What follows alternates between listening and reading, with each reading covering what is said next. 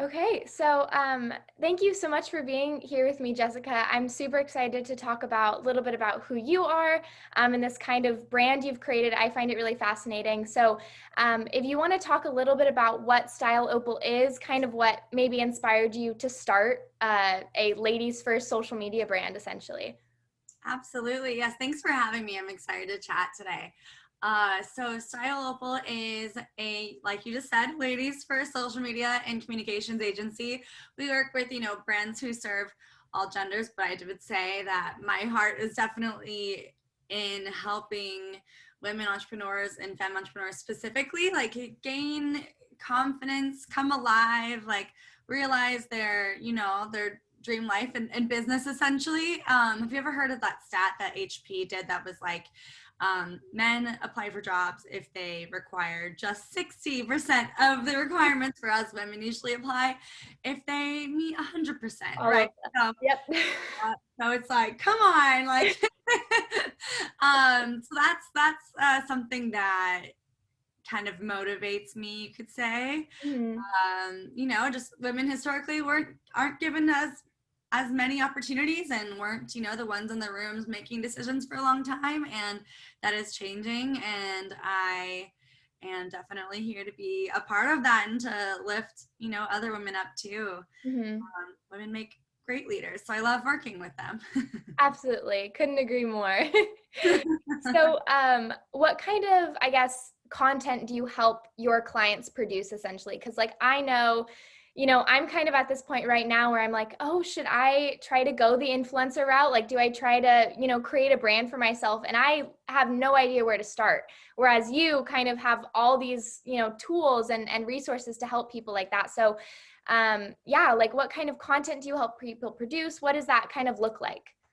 Yeah, so it will look like everything from a photo and video shoot to encapsulate their brand, their message, what they do, what it looks like when they're in action, So it can be literally photo and video shoots to like producing their social media content or email newsletters, things Mhm. like this. I do think for you, yeah, it would be incredible. Like you're already using your platform in amazing ways. I think you'd make a great influencer. And I think it's all about staying true to your values and just knowing the impact that you want to have and working with brands that align for that. Mhm. And yeah, it's interesting. When you talk about content production, it's pretty across the board. Mhm. And I'm happy to answer any like more specific questions as well. It's I enjoy what I do. I think for a large part because it looks a little bit different on the day to day. Mhm. Especially during a pandemic, and it's fun to have a photo shoot lined up where you can get some, mask Mhm. distance, like safe, but still like physical interaction with a creative team. So Mhm. it's been fun. Yeah, so you mentioned staying true to yourself and kind of how that ties into people producing content for their, all of their different platforms, I guess. So, So sorry. oh my gosh, no worries. No, you're totally good. So I, do pageants, and there's a lot of people that follow me that are a part of the pageant community. And one of the main questions I get is, how do I stay authentic on social media? How do I help people understand that, I'm a real person, and even though you can put on a sparkly hat and, put on a dress, that's not really who we are at the end of the day. So yeah, I guess how would you go about that and helping people stay true to themselves on their pages? Totally. I think, gosh, there's a couple things. For sure, like I was mentioning earlier, to stay true to your values, but I guess that comes from a place of knowing your values, right? So even if Mhm. I'm sure you have like a few causes you definitely believe in, but it can be so powerful to just even write down in front of you. And like I try to keep it near my desk. Usually, like here are the 5 things I really value, and like if you're writing a post and considering whether or not to publish it, to ask yourself, does this align with these values? And also just like checking in with your emotions and like how you're feeling when you create this content. Are you creating it from a place of scarcity, or are you creating it from a place of service? I Mhm. think when it comes down to, especially for people who are like leaders like you, and of course you can just use it to have fun and like enjoy yourself and have it as a personal diary, yes, Mhm. at the same time, it's really nice, and it creates a lot of mindset shifts in people when they are kind of working on their social media mindset, you could say, to Mm-hmm. remember to come from a place of sharing, yes, but also of service. So, Mm-hmm. is this giving value? I mean, again, if you're having a personal account and you're just doing it for personal reasons, I'm not going to tell you what to do with your account, but Mm-hmm. everybody needs boundaries though at the same time with social, right? But I would say, yeah, definitely anything that can kind of take the ego out of it a bit and can put you in a more of a place of service helps too. Like Mm-hmm. thinking about the community you're speaking to and being like, oh, what could, and even just thinking of one person in your community who reflects like Mm-hmm. what your audience looks like, and like what could she use to hear today, what would make her laugh or smile today, or what would like teach her something new, or just inspire them. I would say for you, like inspiring them to take action, but at the same time, yeah, like you kind of mentioned with the sparkly hat and things, which those are great. I'm all about a sparkly hat, yes. But like we don't have to only share highlight reels. I would say like it's great to share the lower moments too. Of course, like maybe when you're in it, maybe when you're on the other side of it, but I shared, yeah, I put some clothes on like backwards or inside out the other day, and I was like sharing about because I was having a crazy day, and I shared about that in stories, and I got so many responses, and I was like, yeah, that's the kind of day I'm having. People like that too, like Yeah. knowing yeah, because we're such multidimensional humans, and like social's never gonna fully capture that, right? Mm-hmm. But we can still share all sides of ourselves as much as we want to, as much as Yeah. we choose to, right? Mm-hmm.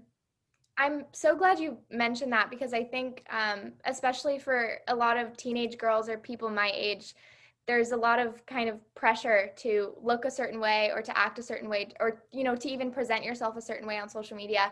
And it's so hard to remember to step back and think, a lot of these times these people are only sharing the highest moments of their days or their weeks. And this isn't what their life looks like on a daily basis.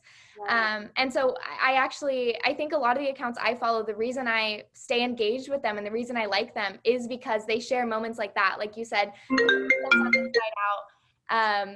No, you're good. It happens. But yeah, like putting your clothes on inside out or spilling your drink, stuff like that. Like that's what keeps me engaged because like who doesn't have that happen to them on a regular basis, So I think that's so awesome that people share that side of themselves. And I think, at least for me, that's one of the reasons why I stay engaged with people's accounts or kind of continue following them because I feel like I can relate to them in a sense. So yeah, thank you for mentioning that. And yeah, just touching on the kind of authenticity of it, I think you mentioned, service when you're posting. Of course not, if it's like just your own personal account, but like if you're trying to, create your own brand. And I think for me, a lot of that, I've been kind of toying with that recently, like, oh, well, who is this benefiting, blah, blah, blah. But I didn't even think about it in the sense that like service doesn't have to be some big monumentous project. It doesn't have to be like, oh, I'm donating thousands of dollars to a charity. What you said, service can literally be posting like inspirational quotes for people or making sure that you made someone laugh today or smile or whatever it is. And I love that mindset because I think I don't know if other people feel this way, but I feel so much pressure to like be successful all the time and be making these like giant, monumentous changes. And that's not realistic, to do that all the time. And so I think that's a really awesome way of putting it.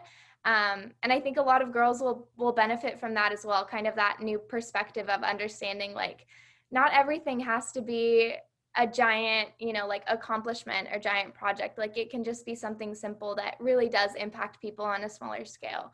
Yeah, exactly. Sometimes I bring it back to like, especially when people have businesses or even for influencers and people just, building a personal brand really just, which is a matter of sharing you, but you have like some sort of mission to help people in that way, probably, right? There's an easy way I like to remember it is like there's 4 things that like every business post should do, and I like to say inspire, educate, inform, and entertain. If you're doing one of those 4, then you're great.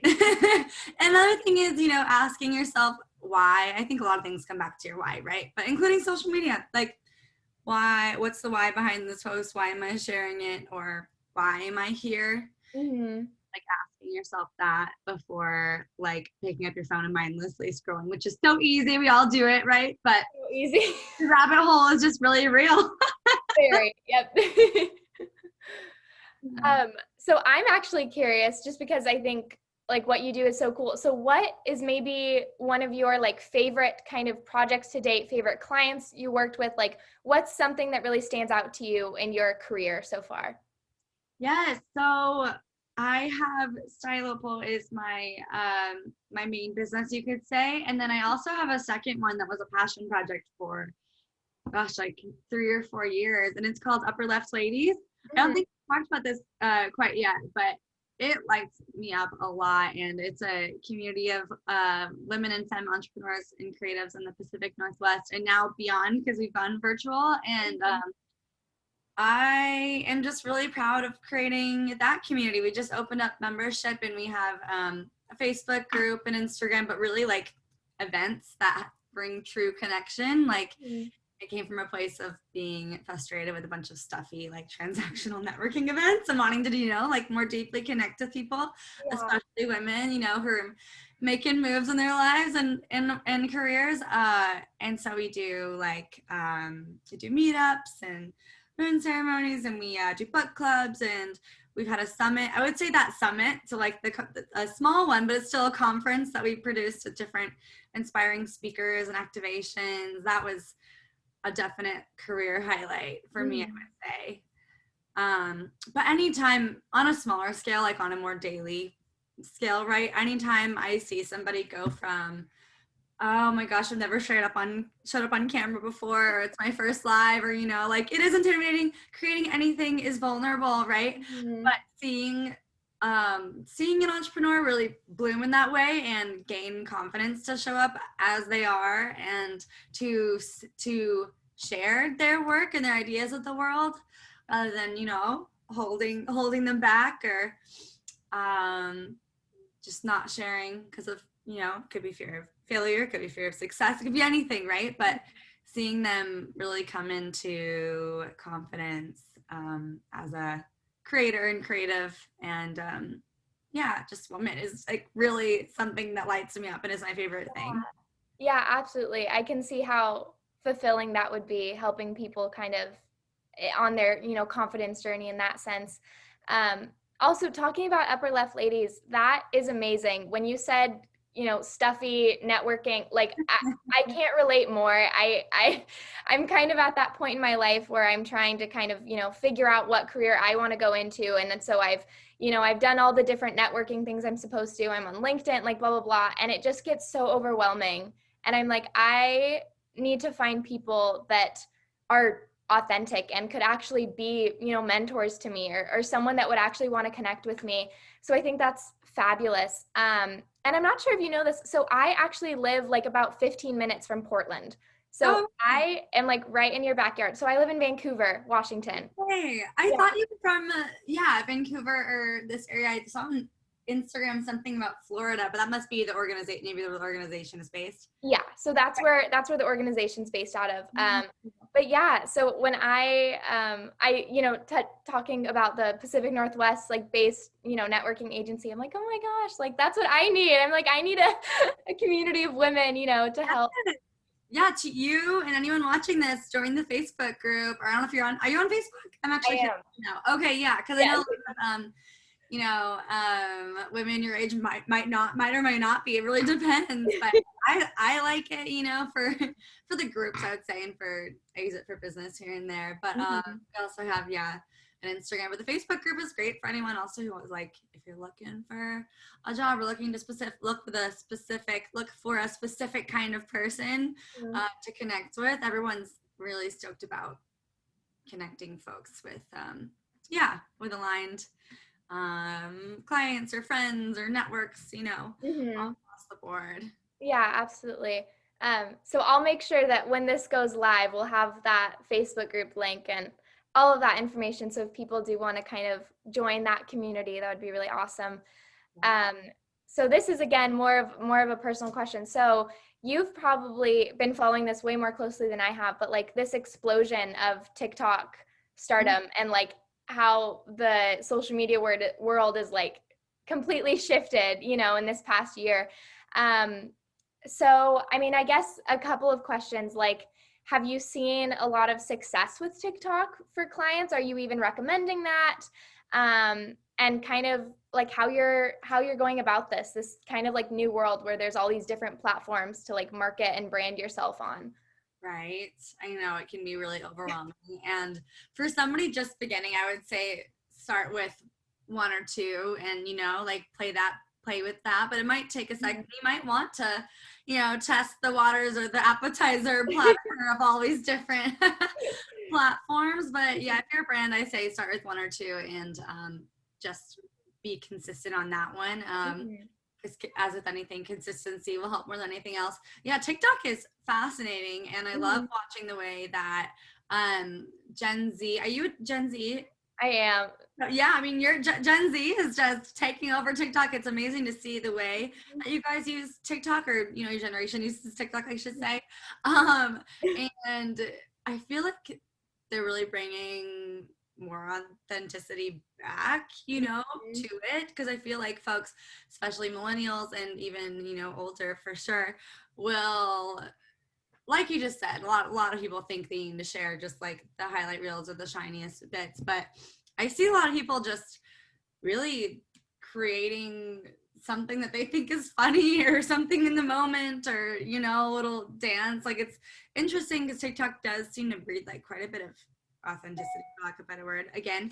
And then we have Clubhouse now, right? Another new app, which I've actually been really enjoying as somebody who loves speaking and conversations, and like it's almost like there are all these little rooms of live podcast pop-ups. Yeah. It's fun, and it's you can be, you know, get in the room with some interesting people, new friends and connections, which is really fun. I'm enjoying that.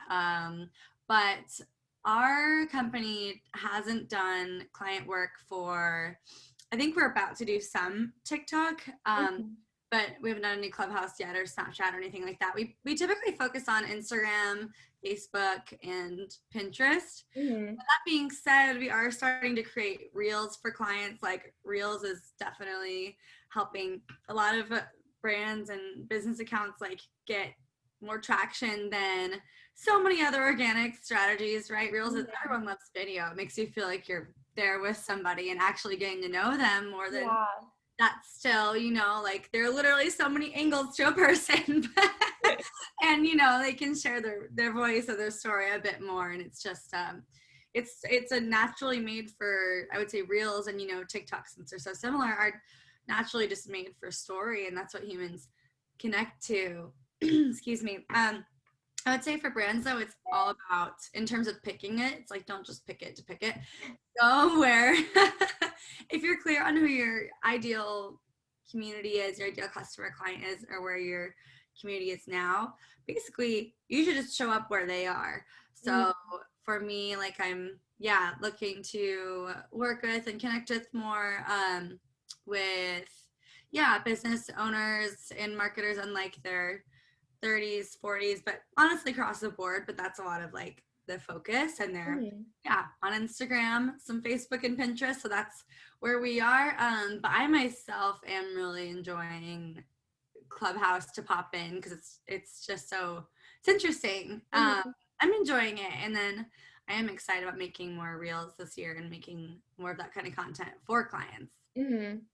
Yeah, I'm really enjoying Clubhouse so far too. I really had no idea what it was, and then I got invited, and I've just been eating it up. I feel like I've learned so much from people, and like you said, it's like a podcast, but it's interactive, which is really awesome. And I've gotten to speak with so many different people that I've like looked up to. Like, there's a lot of I'd say like Gen Zers who are doing really incredible things. And I've kind of been trying to emulate them a lot recently, like figuring out what I can do that, you know, they're doing. And like, I was in a room the other day with like 8 of these people that I was like, oh my God, can I be you?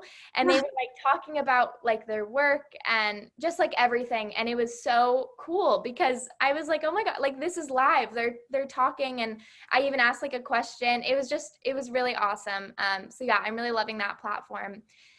And then you talking about like, I can't think of a better word, but like authenticity for TikTok.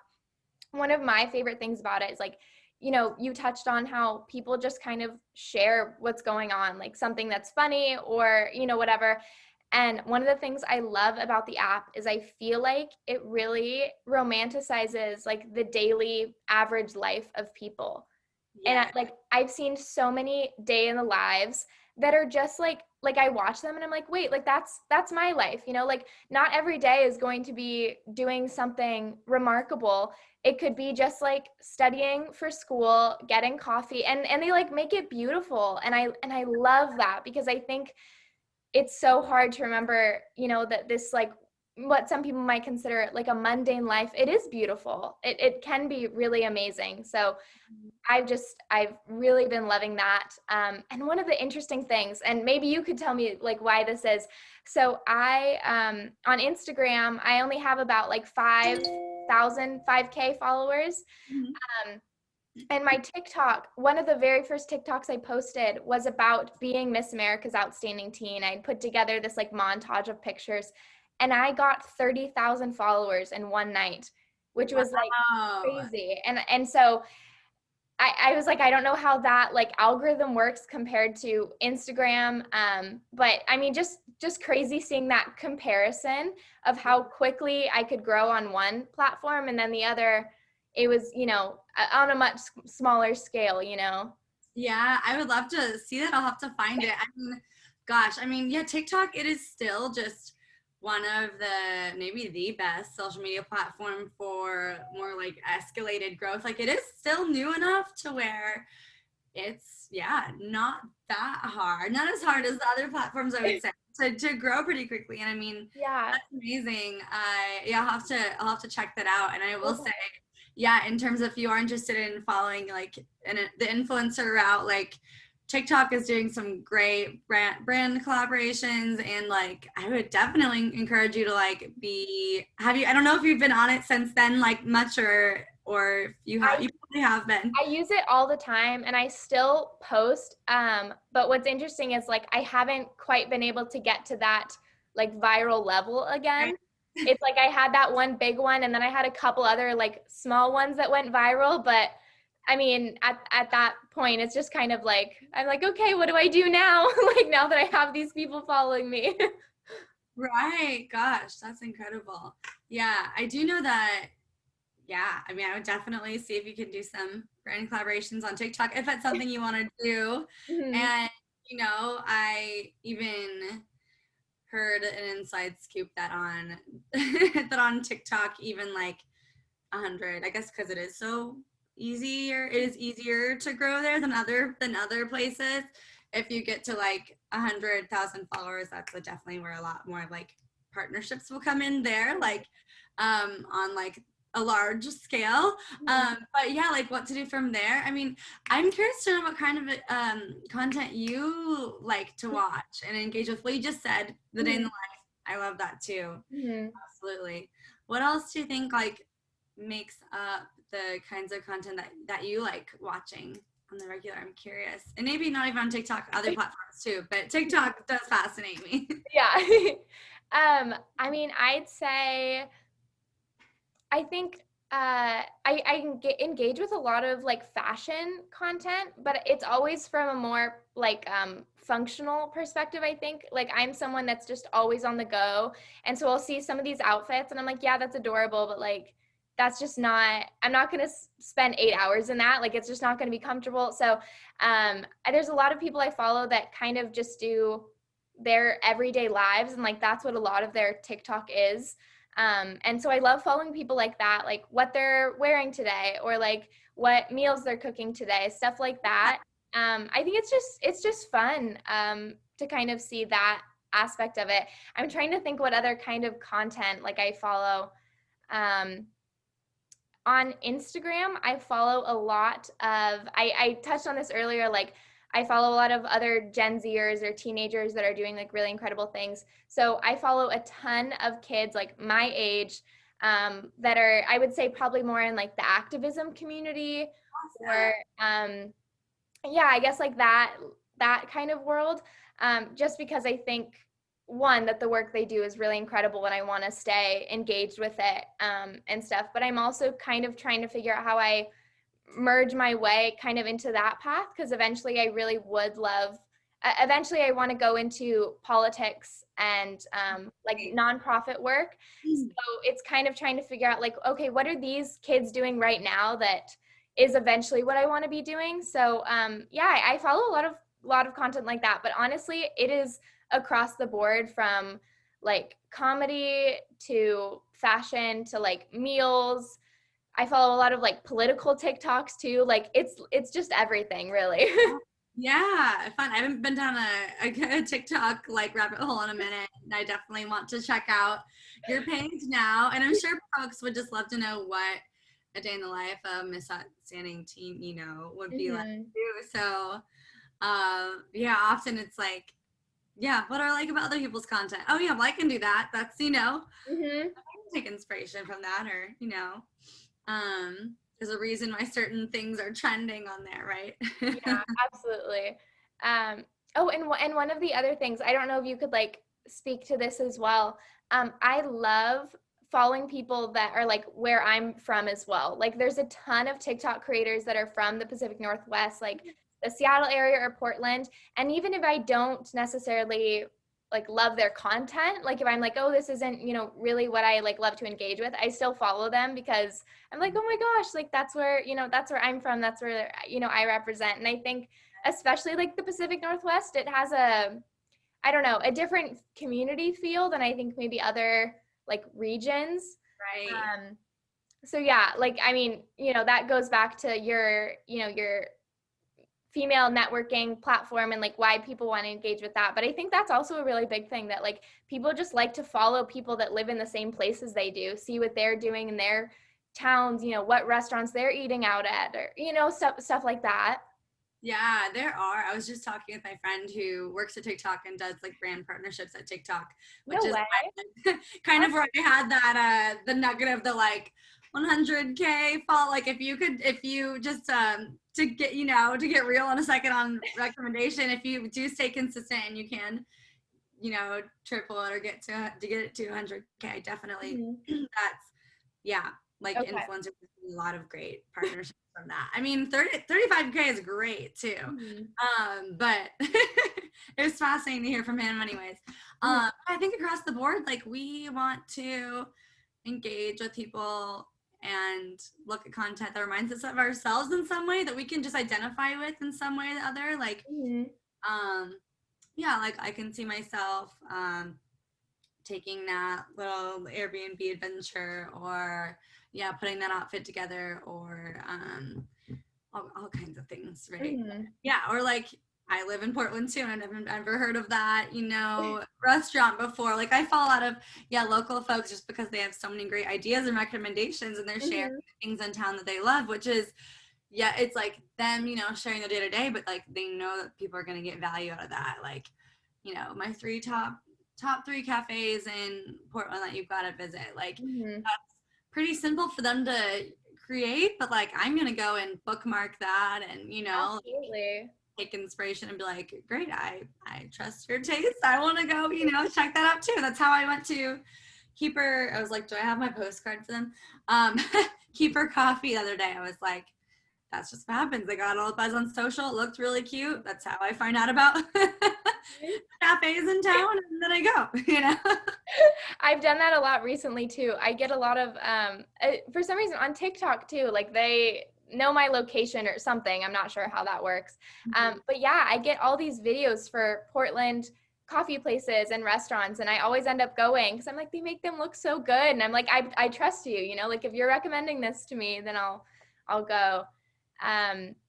So I think, I mean, I have loved this like so far. I feel like I've learned a lot. So I guess just to finish it off, what would you say, like for people that are watching, which are probably going to be a lot of pageant girls with titles right now, or regardless of having a title, maybe just people who are trying to kind of create their own personal brand, what is the biggest piece of advice you would give to them?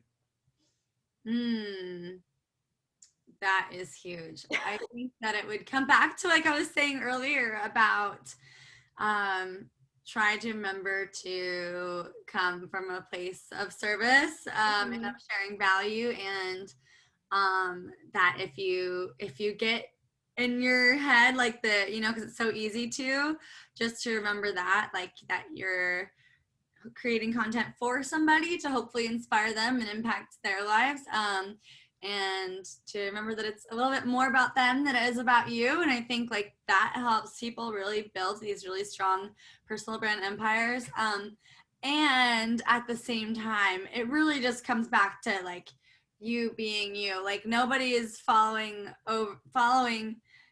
I don't know if plain Jane is the right way to say it, but sharing, yeah, like getting vulnerable and sharing things past maybe what you typically see or what you would immediately think to post. I think definitely share video, like go live. Think about especially if you do have a little bit of a following already, think about how you can start conversation and keep social, you know. Ask your community questions, like genuinely, if you want to get to know them better, and make sure to respond to your comments, you know, like just keep the conversation going. So I would say service, and then one of the best things you can do is just showing up as all of you, like, and it's okay if you feel like part of the reason actually I should share my business is called Style Opal is because in Opal, the stone, you can see every color of the rainbow in it, right? It's not just like one color. And originally it started as a style blog, and I wanted to encourage people, like, you can explore all the different styles. Like, you don't have to be just bohemian or just rock and roll. You can play with something one day, another thing the next. And same goes with social and what you want to share. You know, perfect, first of all, doesn't exist, and if it does, it's boring. So we want to see you, right? So that's my long-winded answer for that. And look at the camera. So it looks like you're making eye contact. That's what I'm still really bad at. I watch these back and I'm like, where am I looking over here? Right now I'm like, I'm looking at you because we're meeting each other, but I'm like kind of hopping back and forth. Well, that is fabulous advice. I'm definitely going to take that to heart. And I know a lot of people will really appreciate that.